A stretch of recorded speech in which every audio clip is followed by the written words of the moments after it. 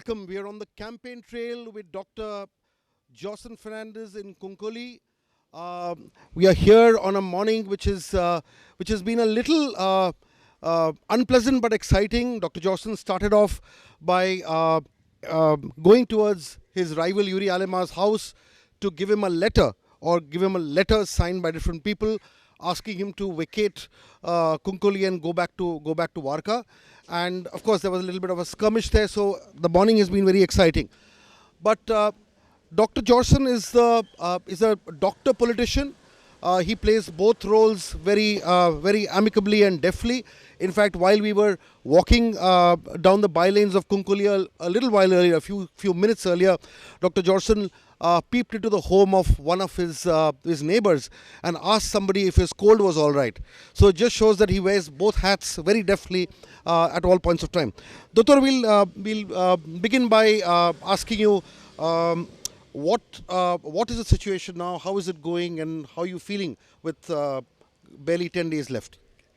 The feelings are very good. They are very exciting for all of us, because there is an ample support that has come from the people of the whole of Cuncolim constituency. We have visited most of the villages, as well as we have met most of the influencers, and the response has been very vociferous, and there has been a lot of love that is being showered on to us, and we have been doing very good. People have got two things to say, which has been a very common feature that we have seen. One is that people do not want the BJP because it's a divisive force. They are the ones where they are telling us what to eat, they are telling us what to dress, and they are also telling us what to speak and what not to speak. The second important feature of BJP which makes people dislike them is the 3 linear projects that they have brought down in Goa and pushed it down the throat of people of Goa. And these 3 linear projects is the one that has caused an agitation, because of which I moved right from north of Goa, from Siolim, and right from Panjim and Mapsa, right up to down south in Cuncolim, most of the villages where we are talking about coal. These are the scenes of the BJP. Subsequently, the Congress is the one where everybody felt, with all that inflation that is going on, people were fed up of the BJP with the 3 linear projects and the inflation. Achhe din aane wala hai, kab aane wala hai, kisi ko bhi malum nahi hai. So with that, people voted for the Congress, and what we got was a sorry figure. We gave them 17 candidates, and what we are left today is almost just one. Even Rand went off. Coming to Cuncolim itself, you've contested once before. 2007. 2007 from this seat. You're widely known as respected as a nice man, an antithesis of a modern day politician, and you're a doctor yourself. Why do good guys don't come first? This is a very ticklish question that you have asked, because if you have a look at present day politics, you will find that there is a lot of unethical things that are happening, which the people who are good enough do not match that. Right from some of the people who will always ask cash for a vote, and that's something which is very bad. It's an unethical means by which people are getting and buying votes, and that's something which makes very difficult for people like us who are ethical people to tide over such type of situations in the political scenario that we have got in the present. Two, people are unable to understand, because there are a lot of confusion and a lot of bad narratives that are being started by the Congress. And such type of narratives are the one which, when people get confused, they just swallow that as such. And that is what brings about a lot of confusion in the mind of the present day voter. And this is what we have seen right from the time when the party, TMC party, was launched into Goa. There were so many of these type of things that went by. We have tided over all of them. Now people have realized that we are making waves. So the narrative that is started by the Congress today is that we are going to divide, the TMC party is going to divide the secular votes. Now, is Congress the sole proprietor of the secular votes? And if it is so, then what did they do with the votes that was given to them, where we gave them 17 MLAs? So I say that Congress is a wholesale distributor and not a sole proprietor. Coming to Cuncolim per se, and your journey with the TMC, you were the head of UGDP, or the president of the UGDP, and it's very interesting that the president of one party resigned to join another party to contest. Can you take us through what really happened? Why did you kind of leave and take this plunge with a new party and known as an outsider party? Okay. Let me take this right from the beginning. When I was in the Congress, right in the beginning, I remember that I was being asked to pay money for the ticket. Okay. it's an open secret of the Congress. And that's the very time I decided I should leave Congress. I left Congress and I was looking forward for a local party, and I joined into UJDP. I remained there. When Matani Saldana wanted to contest, people said, okay, you become the president of the party. I remained as a president. But we had our other functionaries who are as busy as I was as a budding ENT surgeon. They were lawyers who were keeping very busy. And we found that the strength of the United Goan Democratic Party was slowly crumbling down. And everybody moved into the national party like that of the Congress or the BJP or whichever other party that you would talk about. With that, I realized that I am not going to have much of a force to contest. And because that is what I saw in the year 2007. And then when I talked to my supporters and when TMC came into Goa, I said to myself, okay, fine, that we have got a better choice today. And I moved into very gracefully, with my all functionaries supporting me, I moved very gracefully into the TMC party. Now, coming to the one that where people talk about the TMC party is an outsider party. This is again a narrative of the Congress. They were frightened. And these are manifestation of nothing but of losing, a manifestation of fear psychosis that's there into the Congress. So the first thing narrative that they did was that, okay, this is an outsider party. People even started saying it's a Bengali party, as if like Bengal is from outside India. Where did Indian National Congress was born? It was born in Delhi.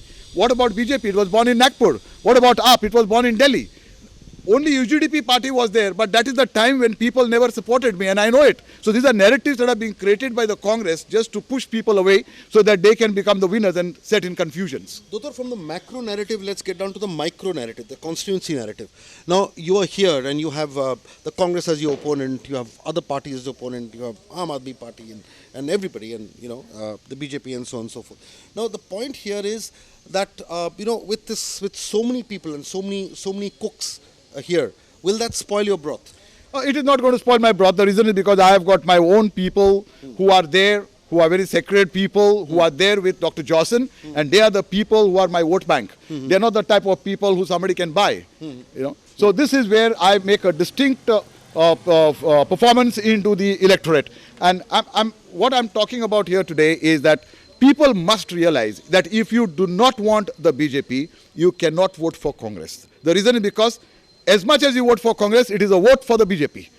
And that is what it is. They have planted people, and Yuri Alemao is one such plant that is being planted into the Congress who will run away tomorrow into BJP. Michael Lobo is coming to Congress to run away into BJP. And this is what is going to happen. So today, BJP is manipulating the Congress, which people must realize that people are not into the Congress, but they are already into the BJP. But just to show face value, they are coming to the Congress, and tomorrow they will run into the BJP. Coming into local issues, what are the burning issues of Cuncolim, and what has been the report card as far as the development of Cuncolim is concerned, and which are the big gaping holes that need to be filled? Okay.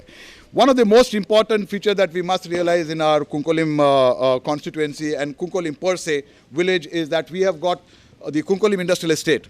Nobody wants to touch this because this had become an ATM for most of the politicians. This place is a one where we all people fought together, and we had told Jokiam Alemao at that time that there's pollution going on. We would like you to support the people of Cuncolim. Let's fight it out. He started saying that people have not even given a letter to him. Now, you don't need to be given a letter. When you know there's something going wrong into your constituency, it should be a proactive move that should come from the MLA that, yes, fine, come on, let us fight it out. But he never fought it out. He started telling us that char bokda, there were 4 goats who are fighting for it. But let me tell you that, yes, it was the capacity of these 4 goats that fought these industrial units which were polluting with hazardous material, and we shut down. Along with us was Oscar Martins, who had filed a case, and our letter was converted into a public interest litigation. So we fought, we closed down Sunrise Zinc, we closed down even Nicomet Industries Limited that time. Even now, if Yuri Alemao was interested into Cuncolim, why is that he is not interfering into the Cuncolim industrial estate?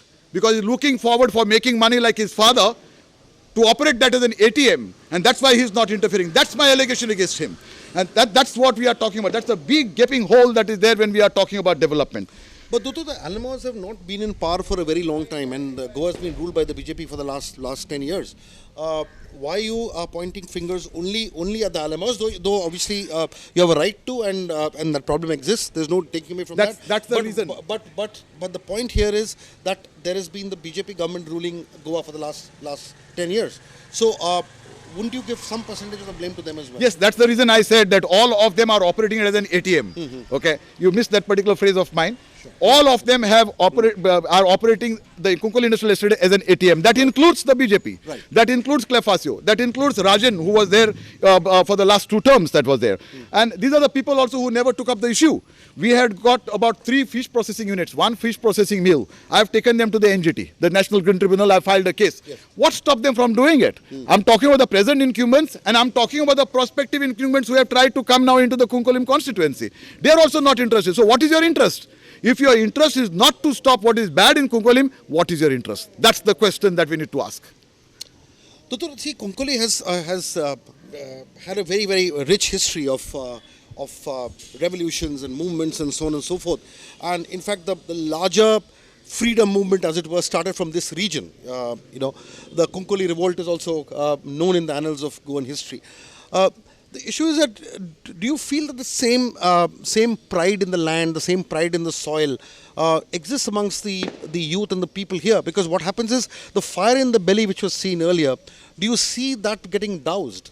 No, it is there, and that's the very reason why you could see a couple of months back there was a huge board that was being put on top of the Kenny pharmacy, where people said that they do not want an outsider, and it didn't happen once, it happened twice. And it was the people who collectively put up this board. They put up all the prospective candidates from Cuncolim, where they were saying that we do not want an outsider. This was before even anybody could file their nominations. It didn't happen only once, it happened twice. So that itself shows that the fever is still going on. It's not that it has been doused by people, it is there and it will be shown through the ballot box. And that is what we are expecting for the people to show. Switching back into macro Goa from the village of Cuncolim. See, Doctor, now the issue is one needs to look at a larger narrative of also government formation and so on and so forth. And your party has kind of has also reached out to the Congress. So isn't it ironical that you all are fighting with the Congress in the local level, and the larger leadership is also looking at the pragmatic situation of having to align with the Congress in a post-poll situation. How do you balance these contradictions? Okay, it's not the contradiction. We are talking about the true Congress and the BJP managed and manipulated Congress. These are two different things. So when we are talking about the manipulated Congress, we are talking about those people who are going to join the BJP like that of Uri Alemao tomorrow.